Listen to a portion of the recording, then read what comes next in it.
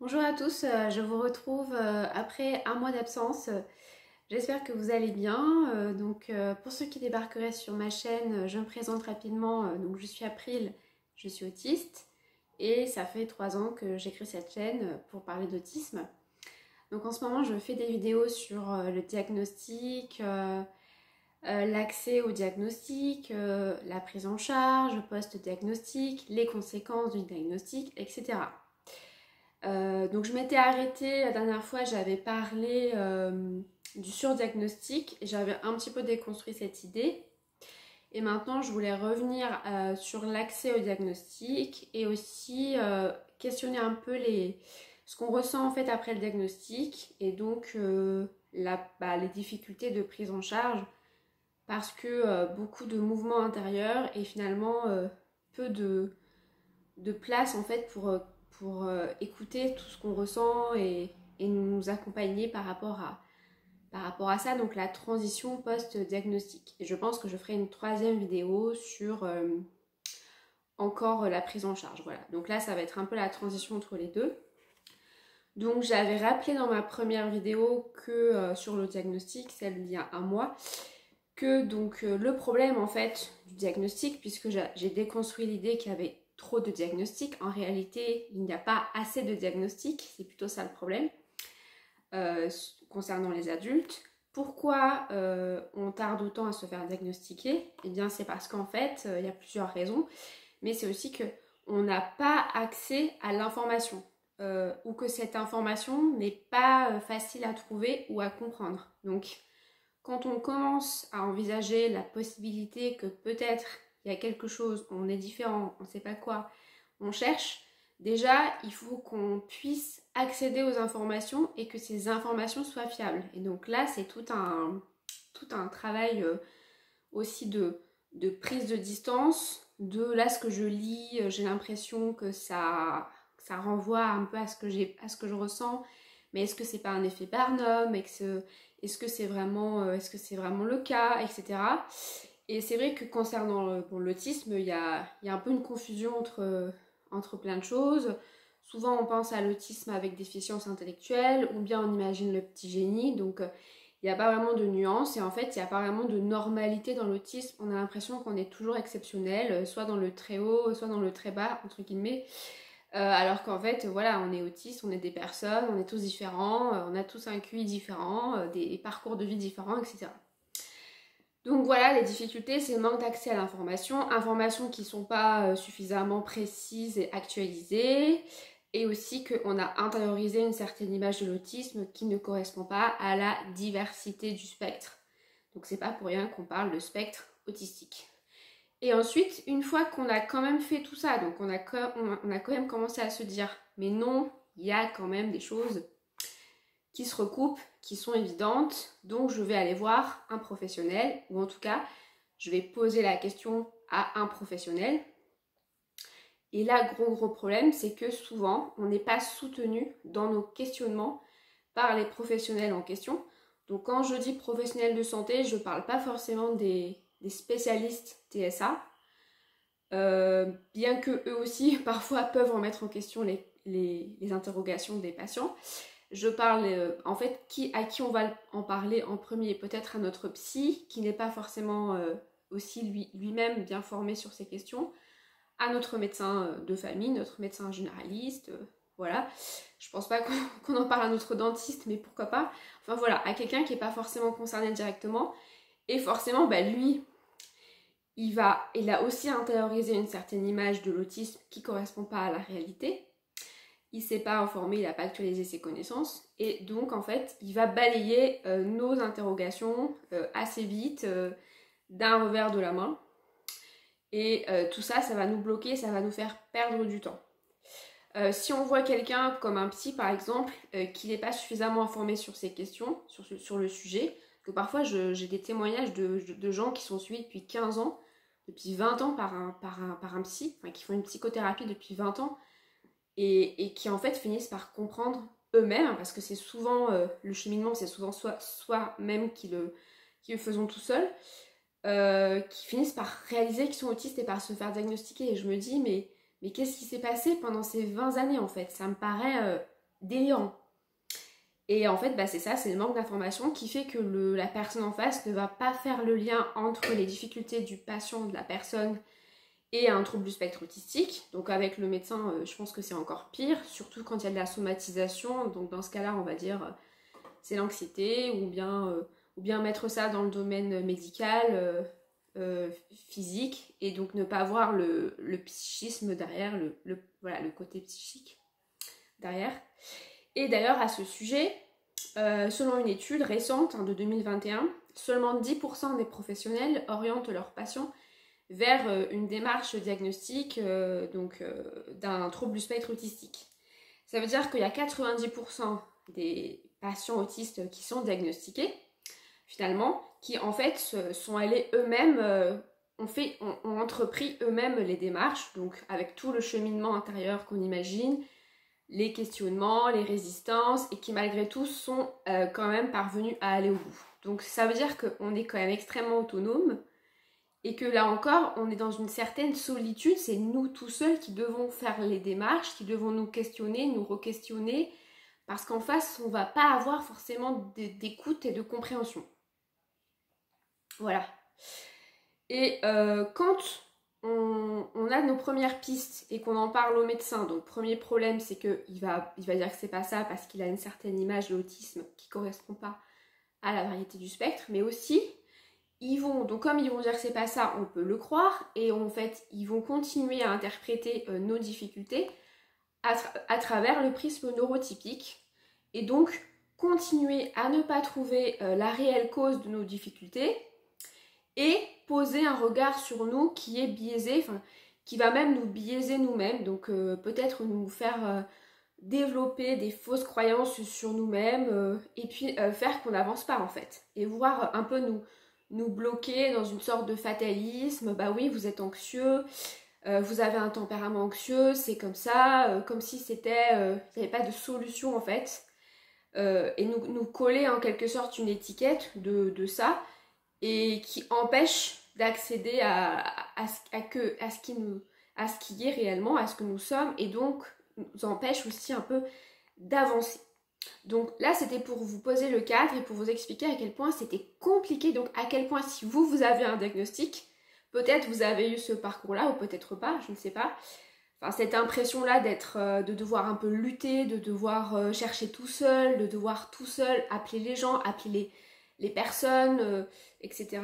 Et si vous êtes arrivé au diagnostic ou à l'autodiagnostic, ce que je considère être un petit peu la même démarche, sauf qu'on ne fait pas les démarches officiellement, mais on les fait intérieurement. D'ailleurs, ça demande énormément de courage, je trouve, d'oser s'affirmer en fait, d'oser affirmer qui l'on est, et de réussir tout seul à déconstruire ça. Moi, c'est quelque chose que j'ai pas été capable de faire. Moi, il me fallait une validation extérieure, il me fallait un bout de papier, voilà, pour être sûre que j'étais bien autiste. Mais je trouve que pour ceux qui s'auto-diagnostiquent, c'est aussi extrêmement louable en fait de leur part. C'est ça révèle une force intérieure impressionnante, je trouve. Donc vous avez réussi à collecter les bonnes infos, vous avez réussi à aller voir le bon professionnel, vous avez réussi à prendre du recul, faire ce travail introspectif de vous distancier par rapport aux critères diagnostiques, de vraiment faire la différence entre l'effet Barnum, de vous détacher aussi de la parole du sachant, et ça c'est extrêmement compliqué à faire dans cette société où on a tendance un peu à être assez adultiste, c'est-à-dire à considérer qu'il y a des gens qui savent et qu'il y a des gens qui savent pas, et donc le patient est un petit peu mis dans une position comme ça infantile, et c'est forcément le médecin qui sait et qui va lui dire la vérité, etc. Donc vous n'êtes pas resté passif et vous avez fait preuve d'une autonomie incroyable. Donc félicitations. Vous avez enfin réussi à vous faire diagnostiquer, et là je vous trace tout le parcours. Vous êtes arrivé au bout d'un long combat intérieur, et aussi avec les médecins, tout ça, et vous avez l'impression que c'est la fin. D'ailleurs, c'est un petit peu ce qu'on vous fait savoir, enfin on vous donne un peu l'impression que c'est la fin, parce que une fois que vous êtes diagnostiqué, on vous dit voilà, vous êtes autiste, vous avez raison. Félicitations, ou bien malheureusement, enfin ça dépend un peu de la vision du professionnel, et on croit que c'est la fin, alors qu'en fait ce n'est que le début. Pourquoi on pense que c'est la fin? Parce que c'est aussi comme ça que c'est pensé dans le parcours. enfin, ou plutôt comme ça que ça n'est pas pensé. C'est-à-dire qu'il n'y a aucun, enfin je ne crois pas qu'il existe une prise en charge, en tout cas officielle, post-diagnostic. Souvent on a des rendez-vous avant le diagnostic, et puis une fois qu'on est diagnostiqué, et bah ça y est, on a trouvé la solution, et puis on a l'impression que tout va se régler un peu comme par magie. Félicitations, au revoir.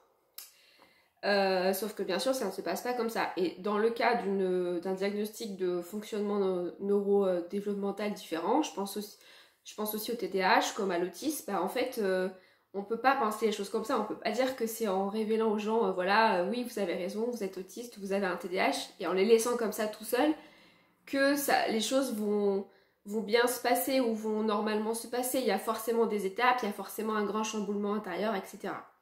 Selon une autre étude de 2021, là encore, 67% des adultes n'avaient reçu aucune information ou recommandation après le diagnostic, ce qui est un problème. Moi, mon expérience personnelle, c'est qu'une fois que j'étais diagnostiquée autiste, en fait, j'ai pas vraiment compris ce que ça voulait dire. Parce que ça faisait seulement quelques mois que je faisais des recherches et que moi, j'étais tombée assez vite sur les bons professionnels, mais j'avais pas intériorisé suffisamment les caractéristiques de l'autisme. J'étais encore polluée par plein de fausses représentations, donc j'étais un peu perdue, si ce n'est complètement perdue. Et quand on m'a dit que j'étais autiste, en fait j'étais un peu sidérée, comme si j'y croyais pas. Et j'ai eu une longue période de syndrome de l'imposteur qui a duré bien 6 mois, et dont je parle d'ailleurs dans mes premières vidéos. Bon, ce qui m'a pas empêché de créer une chaîne YouTube, mais bon, ça c'est un autre débat. Mais voilà, et donc ça c'est perturbant à vivre par exemple. Et ça aurait peut-être mérité un accompagnement, justement, une prise en charge. Recevoir un diagnostic d'autisme, c'est loin d'être anodin, je dirais même que c'est toujours une bombe en fait. Une bombe qui nous est jetée à la figure, dans le meilleur comme dans le pire. C'est-à-dire si c'est un diagnostic qu'on a longtemps attendu, qui a un soulagement, qui provoque de la joie, une euphorie, comme si c'est un diagnostic qui provoque de la colère, de la sidération, du rejet, de la tristesse. Enfin, dans les deux cas, c'est rarement neutre, ça renvoie souvent à une histoire aussi, ça fait écho à notre histoire, à toute notre histoire. Tout est remis en cause, donc c'est des sentiments assez violents, et voilà. Et le problème, c'est de nous laisser comme ça et qu'il n'y ait pas forcément de prise en charge concernant ce tourbillon émotionnel. Alors après le diagnostic, il y a plusieurs difficultés qu'on peut rencontrer. Donc j'en ai fait un petit peu la liste. Première difficulté, c'est qu'en fait, d'un coup, on change de statut. C'est-à-dire qu'avant le diagnostic, on était officiellement valide. Et là, on passe de personne handicapée, voire personne en situation de handicap. Enfin, ça dépend comment on pense les choses. Et là encore, ce n'est pas neutre. Ça peut être difficile à appréhender en fonction de ce qu'on connaît du handicap, de la vision qu'on a du handicap, de ce qu'on aura intériorisé de la différence, autrement dit du validisme, qu'on aura plus ou moins intériorisé. Et si vous ne connaissez pas ce terme, je vous invite à regarder ma vidéo sur le sujet. Donc en fait, on peut avoir une certaine représentation sociale de l'autisme qui est négative et qui donc peut être très difficile à vivre et à assumer pour nous.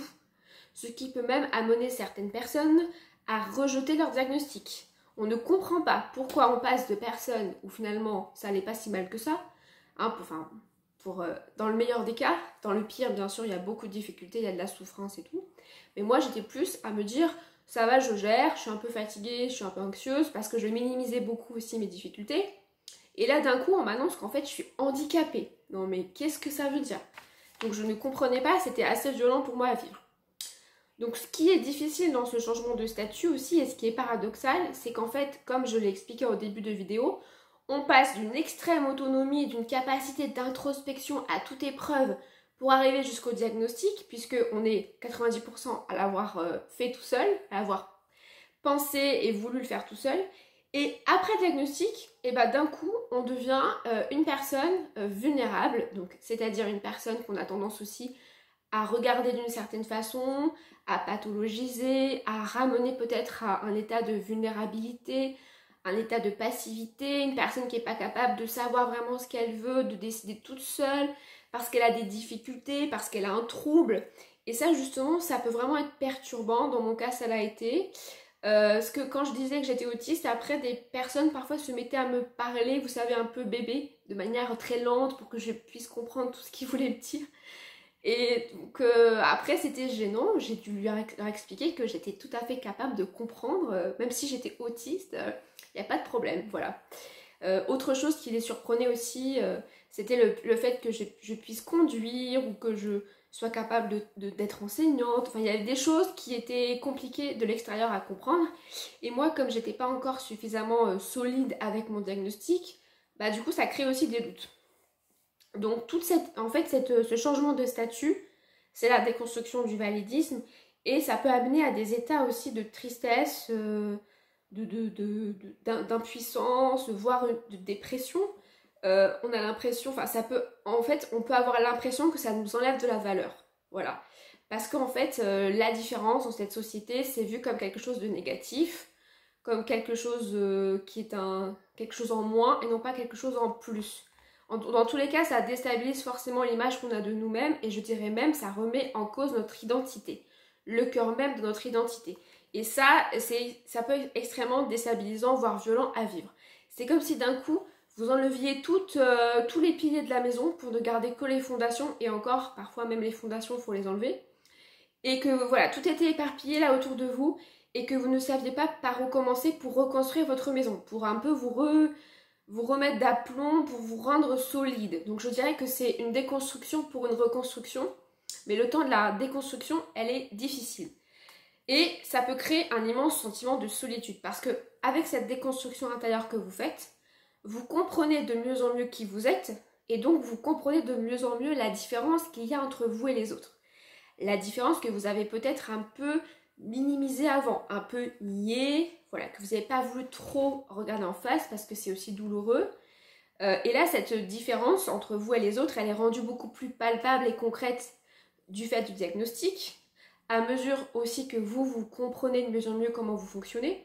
Et donc plus vous commencez à comprendre comment vous fonctionnez, et plus vous saisissez à quel point les personnes qui vous entourent, les non-autistes, échappent en fait, plus ou moins, complètement ou en partie, échappent à qui vous êtes par essence, et ne cessent aussi de vous forcer, plus ou moins consciemment, à vous conformer, à vous remettre dans leur perspective à eux, c'est-à-dire les normes neurotypiques.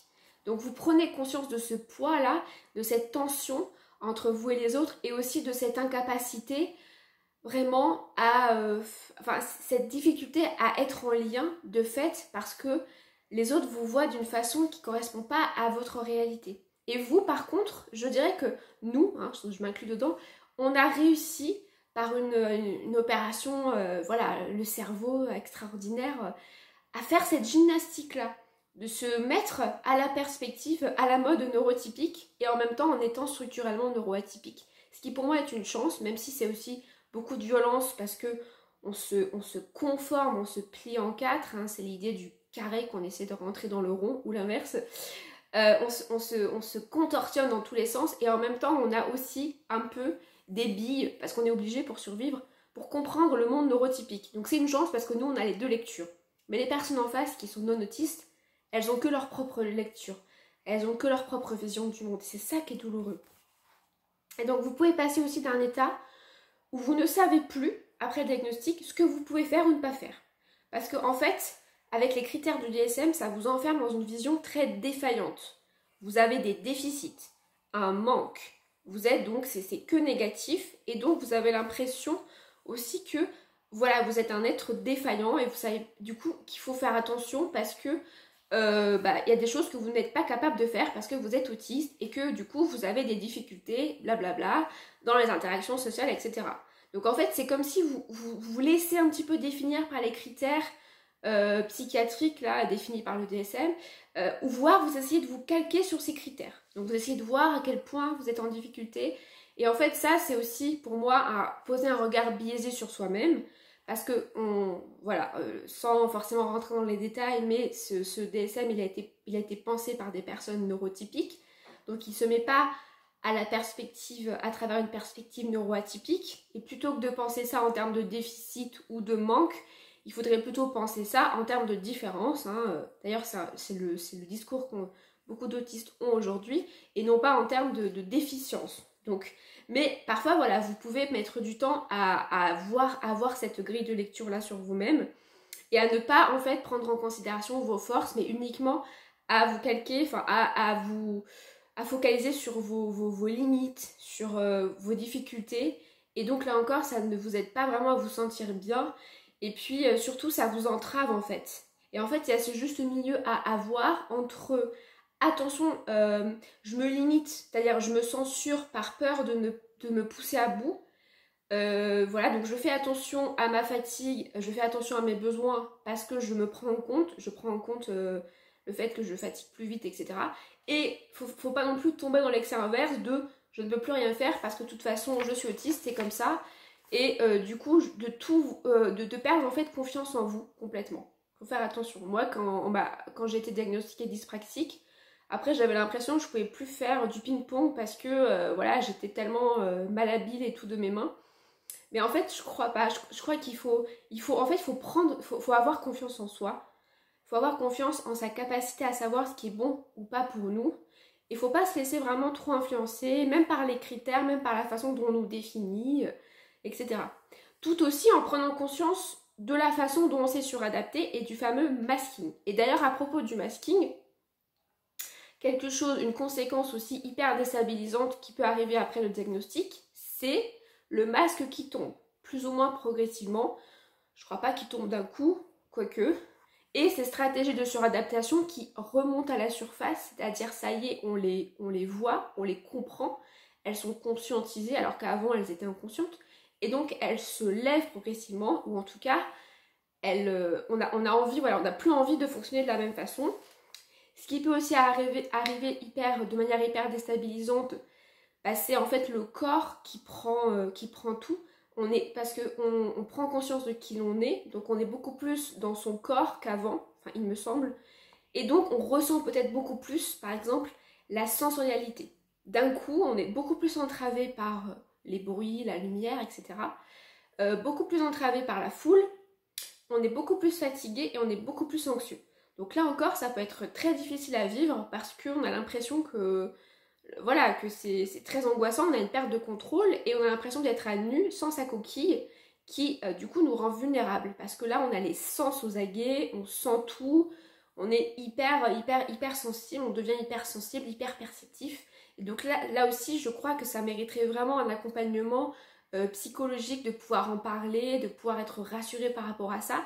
Parce que c'est un peu ce que j'ai ressenti au début, puis après je me suis réajustée. Donc je crois que c'est possible quand même de trouver plus ou moins ces marques et de réussir à retrouver un équilibre. Mais d'un coup, c'est comme si on tenait, et puis après on lâche tout et il y a tout qui remonte à la surface. Voilà. Autre chose aussi qui peut se produire, qui est très courant, c'est bien sûr une fois qu'on a été diagnostiqué ou qu'on s'est auto-diagnostiqué, et ben là on comprend tout à travers notre autisme. Donc toute notre vie est décortiquée, est réétudiée, est réévaluée à la lumière de notre autisme. Ce qui pour moi est une étape importante, plutôt saine et normale. Mais le risque sur le long terme, c'est de peut-être trop intellectualiser les choses. Bon, et voilà, on développe tous du coup des intérêts spécifiques sur l'autisme. Moi, la première, hein, moi j'ai créé une chaîne YouTube. Je me suis mise à vouloir étudier la psychologie. Donc il y a un truc, effectivement, on a besoin de se saisir presque de notre histoire, de comprendre l'autisme intellectuellement pour le ramener à soi, en fait. Et moi, c'est un peu ce va-et-vient que j'ai fait au début, enfin les premiers mois, c'était je comprends l'autisme de manière globale et comme ça, je peux comprendre, moi, ma propre singularité en tant qu'autiste. Parce que ça, personne ne va me le dire, personne ne va le comprendre à ma place. Personne ne va me dire, tu es comme ça, ton autisme s'exprime comme ça. C'est moi toute seule, en fait, je suis la seule personne à pouvoir le faire. Et vous êtes aussi la seule personne à pouvoir le faire. D'ailleurs, c'est très important de ne pas vous laisser définir par les autres. Que les autres vous disent vous êtes autiste, vous n'êtes pas autiste, ou bien que les autres vous disent toi t'es comme ça parce que t'es autiste, ah vous êtes comme ça, du coup, vous êtes autiste, du coup vous êtes comme ça. Ça, je trouve que c'est un discours qu'on peut retrouver, un discours essentialisant qui est pas bon. Moi, par exemple, à un moment, on m'a dit vous êtes autiste, mais pourtant vous arrivez à vous placer à juste distance des autres, comme si il y avait un lien, enfin je sais pas ce que la personne imaginait. Pardon pour la lumière là, mais il y a un regain de lumière qui est apparu. Bref, Mais alors je pense que oui, pour certains autistes, c'est compliqué de se mettre à bonne distance des gens, enfin de savoir à quelle distance se mettre. Je sais que pour certains autistes aussi, la tonalité de la voix, c'est un peu compliqué parfois. Mais moi, voilà, moi, ça fait pas partie de mes difficultés principales. Donc bon, vous voyez, voilà, on est tous différents. Ensuite, la dernière conséquence du diagnostic que j'ai analysé, le diagnostic tardif, bah, c'est la difficulté, justement, c'est un peu dans la même continuité, à se faire entendre autiste dans la société, quoi, tout simplement. C'est-à-dire que de trouver notre place en tant qu'autiste. Et c'est un peu paradoxal parce que d'un côté, on vit une grande libération intérieure qui est très salvatrice pour nous. Et en même temps, on se sent presque pris au piège à partir du moment où on est diagnostiqué autiste. C'est un peu comme si on nous disait « Ah bah tu es autiste mais en fait rien n'est adapté pour toi donc ça va être compliqué, qu'est-ce que tu vas faire ?» Donc on se sent un petit peu pris au piège et puis on se sent aussi assez vite emprisonné par les autres qui, comme ils ne pensent pas l'autiste, bah, ils ne peuvent pas vraiment nous prendre en compte. Et donc là encore, on se sent un peu coincé quoi. Et c'est pas forcément malveillant, c'est juste que c'est comme ça, voilà, il n'y a pas de... Enfin, ça peut être même nos proches hein, en voulant bien faire, mais est-ce qu'ils arrivent vraiment à se mettre à notre place? Alors que nous, on n'a pas arrêté d'essayer de se mettre à la leur pour réussir à s'adapter. Donc c'est quand même assez ironique qu'après on nous reproche de manquer d'empathie, de ne pas savoir nous adapter, parce qu'on n'a fait que ça en fait. Je crois que même les autistes, c'est les champions de l'adaptation, les adultes en tout cas. Et donc, le fait aussi d'être autiste, enfin d'avoir le diagnostic, d'être officiellement autiste, ça nous confronte à davantage de violence, des exclusions, des rejets, des comportements antagonistes. Et donc, en fait, c'est aussi difficile et douloureux pour ces raisons, parce qu'on comprend qu'être différent dans cette société, c'est être en danger. Et on peut même être tenté de remettre le masque pour cette raison, parce que le masque qu'on avait avant, c'était aussi une forme de protection inconsciente très lourde, qui n'était pas bonne pour nous, mais au moins on avait un peu une armure. Alors que là, c'est comme si on avançait sans protection, on se prenait tout dans la figure, toute une histoire sociale, sociétale qui nous concerne pas vraiment, hein. Le regard biaisé, le modèle en fait social du handicap, c'est un peu ça. On se prend tout dans la figure, le validisme, et cela sans accompagnement et sans soutien, ce qui peut être extrêmement dur à vivre. Parce que quand on essaie d'avoir du soutien auprès des professionnels, ce qui se passe, c'est que soit ils nous disent qu'on n'est pas autiste, soit ils nous essentialisent, donc ils nous disent « Ah, vous êtes autiste, donc vous êtes comme ça, vous pensez ça, vous avez des difficultés. » Donc ils ne voient pas notre singularité, en fait. Ils n'arrivent pas à aller au-delà aussi, eux-mêmes, des critères de diagnostic. Soit ils ont une vision complètement caricaturale, et donc en fait, ça ne nous aide pas non plus. Voilà. Et nous, du coup, qu'est-ce qu'on doit faire par rapport à ça? Eh bien, on est sans cesse obligé d'expliquer, de faire de la pédagogie, de sensibiliser pour essayer un petit peu quand même d'avoir une place et essayer un peu d'être pris en compte. Et ça, c'est aussi une lourde charge pour nous. Et surtout, c'est pas à nous de le faire. En tout cas, pas tout seul. Mais nous, individuellement, même au travail, quand on veut essayer d'être pris en compte, eh bien, on doit expliquer, voilà, ce que c'est, de quoi on a besoin. On doit pour que les autres puissent s'adapter à nous, parce que c'est pas du tout naturel, ni forcément désiré dès le départ. Et donc là encore, c'est une lourde charge. Quand j'ai dit tout ça, ça donne un peu l'impression que avoir un diagnostic, c'est pas un cadeau, mais en fait, pour moi, c'est essentiel. L'autodiagnostic ou le diagnostic, vraiment, c'est essentiel, c'est un premier pas, c'est une première étape, même s'il y a encore beaucoup de difficultés qui arrivent après. C'est pour ça que je voulais pas trop faire ma vidéo trop tôt lors de ma chaîne YouTube, parce que j'avais pas envie non plus de vous décourager à avoir le diagnostic. Mais vous voyez que beaucoup de choses restent à penser pour nous en termes d'espace de parole, en termes de prise en charge émotionnelle, psychologique, en termes de regard qu'on pose sur nous, y compris de la part des psy eux-mêmes, en fait, des professionnels. Mais voilà, il faut en parler, puis il faut trouver des solutions. Donc pour conclure, parce que je vais conclure, un diagnostic d'autisme, c'est toujours un deuil à faire, je pense. Un deuil d'une certaine image qu'on aurait de la société, des autres, une image peut-être un peu idéalisée, et voire même un peu aussi une certaine image de nous-mêmes. Là, on comprend qu'on a des limites, on croit qu'on est défaillant, on n'est pas du tout défaillant. On comprend en tout cas qu'on est différent de peut-être ce qu'on avait imaginé de soi, parce qu'on a intériorisé certaines normes et tout. Et donc on apprend aussi, on fait ce va-et-vient, on apprend à se décentrer pour mieux se recentrer. On apprend à aller chercher au fond de soi tout plein de choses, à les ressortir, à les jeter sur la table et puis à tout remettre dans l'ordre, voilà. En gros, c'est un vrai travail comme je l'ai dit, de déconstruction pour une reconstruction, pour ensuite être plus solide, être plus fort, être plus aligné, se respecter. Et c'est essentiel en fait de comprendre qui l'on est essentiellement pour pouvoir ensuite avoir confiance en soi et pouvoir être clair vis-à-vis de soi-même, être clair vis-à-vis des autres. Donc moi je peux vous dire que 3 ans après le diagnostic, ça fait 3 ans, je pense que j'aurais jamais pu être aussi forte et aussi affirmée que, enfin, sans le diagnostic en fait. Je pense que j'aurais continué à errer, à être angoissée, à vivre des états de fatigue sans comprendre en fait la raison. Je pense que j'aurais vraiment galéré, j'aurais tourné en rond. Donc le diagnostic, ça aide aussi à ça.